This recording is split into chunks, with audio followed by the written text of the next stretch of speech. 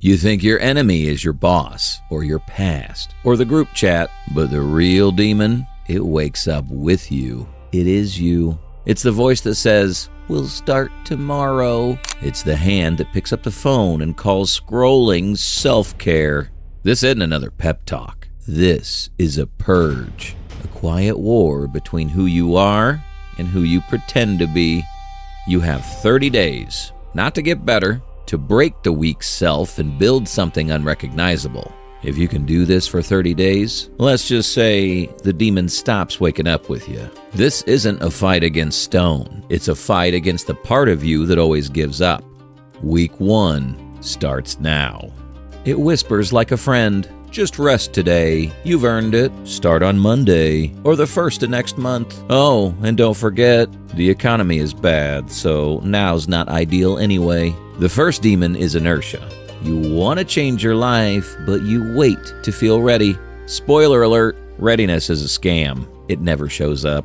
Every time you hesitate, you reinforce the part of you that wants to stay exactly where you are. Your weak self thrives in the pause, in that split second of indecision. Use Mel Robbins' 5-second rule. When you feel like you're hesitating, act within 60 seconds. Count down. 5, 4, 3, 2, 1, and move. Motion destroys hesitation. Motion rewires identity. Tanjiro doesn't think when he sees Nezuko in danger. He doesn't weigh the odds. He moves. This is instinct forged through pain.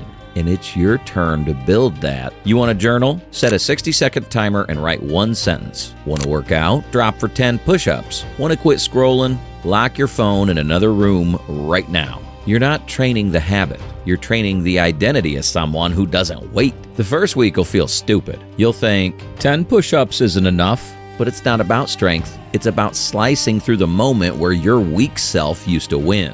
Today, you act. One action within 60 seconds of hesitation. Every day for 7 days. Because motion destroys the demon of delay. And momentum, it's how you start becoming a slayer. Make it through this week and most people stop. Don't be most people. This next demon doesn't roar. It pings. It scrolls. It steals your tomorrow one swipe at a time.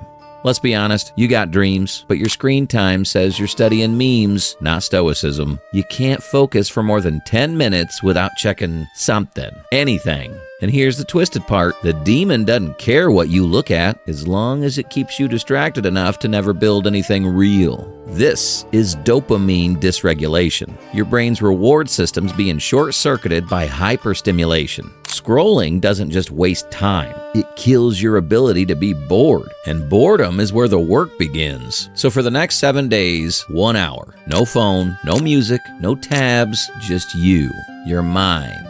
And maybe a little bit of existential panic. That's normal. Tanjiro trains in silence, chopping wood, climbing mountains, swinging his sword over and over and over again. No music, no Orukadaki cheering him on, just breath, sweat, repetition. That silence, it's the sound of focus sharpening itself like a blade. Think of your attention like a muscle. If you scroll for 4 hours a day, it's like feeding that muscle sugar and wondering why it's weak. But if you remove stimulation, even for 60 minutes, it starts to rebuild. It'll feel painful at first, like detoxing, because it is. In that silence, your mind will get loud. You'll hear every excuse, every fear, every reason to quit.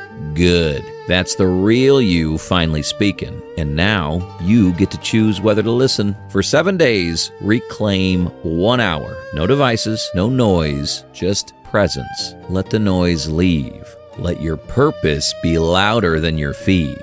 If you survived week 2, week 3 separates the distracted from the determined. Hang on. It says, "You've earned this. Just one more episode. Life's short. Indulge a little." Yeah, that's a voice that keeps you small and how you stayed stuck for the last 2 years. This demon is seductive. It's the voice that tells you comfort equals peace. that if you just keep treating yourself, eventually you'll feel fulfilled. But here's the truth. Every time you give in, you weaken your own word. And when you can't trust your word, you can't trust yourself. Self-control isn't punishment. It's power. Saying no to a desire, just one, every day, is how you reclaim control over your instincts. Seneca said, "We must learn to want what is necessary, not what is superfluous." This week, you cut one indulgence per day, not to suffer, to prove you're in charge again. Tanjiro, weak with hunger, still training with unwavering focus. He's not powered by fuel. He's powered by will, by purpose, and he doesn't complain once. Replace soda with water, cut out porn, skip dessert, mute the group chat. These aren't huge sacrifices. They're daily declarations. You're telling your brain, you don't run this place, I do. There will be a moment, probably late at night, when your cravings scream. You'll stand at the fridge or hover over the play next episode button. And in that second, you'll realize something. You can override it. You're stronger than it.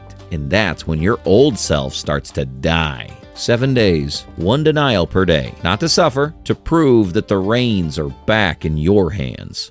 This final week is where the voice gets desperate. This is too hard. You've done enough. Be proud of how far you've come. Translation: please don't kill me. When you made it this far, the demon doesn't ask for victory. It asks for negotiation. Just skip one day. Just ease up a little. Just explain to yourself why stopping now makes sense. But that's the final trap. The demon doesn't need to win. It just needs you to pause long enough to lose. There's no talking your way into greatness. No journaling your way out of fear. No TED Talk that makes you disciplined. Only action. Consistent, unrelenting action. Epictetus said, "Don't explain your philosophy. Embody it." Tanjiro stares down the boulder again. He remembers the faces of those he failed. He feels the weight of everything he endured. And with a single breath, the stone splits. And so does the old version of him. That wasn't about muscle. That was about identity collapse. Think about the last time you said, "I'll start again tomorrow." Now, imagine what would have happened if you hadn't stopped at all. That version of you, the one that never broke the chain, is real, but only if you stop making it optional. This final week isn't about effort. It's about ego death. You're not improving anymore. You're becoming. And your weak self knows it's about to be replaced, so it will scream. Let it. You're not here to soothe it. You're here to bury it. No reasoning, no explaining, just executing. Execute the daily hard thing. Finish what you started every day. Because you're not here to debate demons. You're here to end them.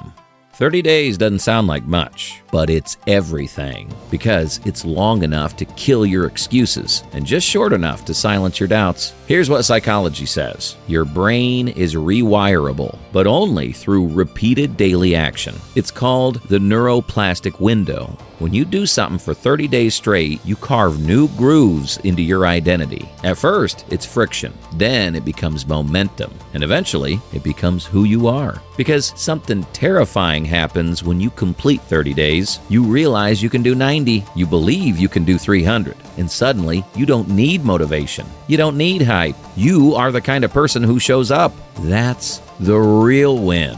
Not the challenge, not the streak, the identity you built while no one was watching. A stitched montage, early clumsy reps, rehab corrections, Hashira intensity, calm, controlled breath, scars, sweat, the steady inhale, repetition compressed into a new shape. 1 month of consistent small actions rewrites who you are. That's the real prize. You thought this would end in triumph, but it ends in responsibility, because there's no gold medal for discipline, no applause for showing up, no one watching but you. 30 days won't change the world. It changes you, not into someone better, but someone real, someone who doesn't need to prove anything, because you already proved it to yourself. You don't magically become the new you. You stop negotiating with the old one, because every action you took this month, it wasn't self-help, it was self-destruction of the version of you that always quit. You are the demon. You are the slayer. Pick one.